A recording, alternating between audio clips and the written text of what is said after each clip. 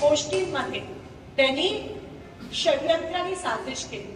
हे straight election नव्हतंच, हे लोकशाहीचं इलेक्शन नव्हतं, ही तत्वाची लढाई नव्हतीच.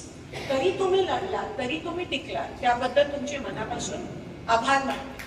काल आमची CWC झाली आणि CWC मध्ये पहिला प्रश्न पहिले जे राहुल गांधीजी म्हणाले, कारण का CWC मध्ये आम्ही सगळे होतो, ती हायेस्ट डिसिजन मेकिंग बॉडी असते काँग्रेस पक्षाची.